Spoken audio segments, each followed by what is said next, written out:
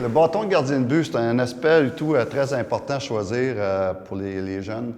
Premièrement, le moins possible de couper la longueur. Si le bâton est trop long, c'est souvent parce que le bâton est trop grand au niveau de la partie large du bâton. Ce qui est important de choisir, c'est qu'un bâton où la partie large, l'épaule qu'on appelle ici, arrive à peu près quand tu es en position de base avec tes patins à hauteur du genou ou un petit peu légèrement en haut du genou. Donc, mets-toi en position de base, Xavier. OK. Si ton bâton est comme ça, excellent. Son genou est ici. Ton bâton, en étant penché un petit peu, parfait. L'épaule arrive à peu près à la hauteur du genou. Ça, c'est une bonne grandeur pour lui.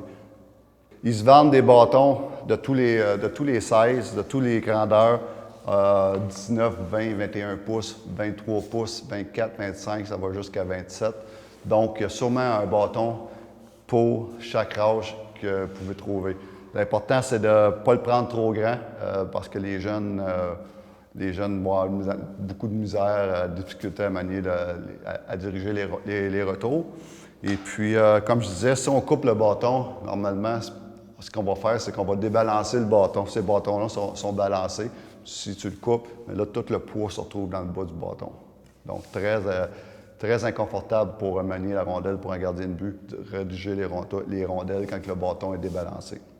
La façon de prendre un bâton, la grosse erreur, c'est la prise marteau. On ne prend jamais un bâton comme ça parce que là, tu n'as pas une bonne stabilité dans ta main.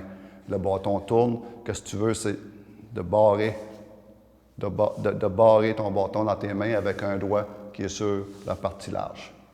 Très important. Comme ça, tu peux bien contrôler. Le bâton ne tournera pas dans ta main si tu as des lancers qui sont moindrement puissants.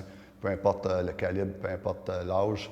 C'est important d'avoir un bon contrôle sur ton bâton, un doigt sur la partie large pour pouvoir bien diriger les rondelles.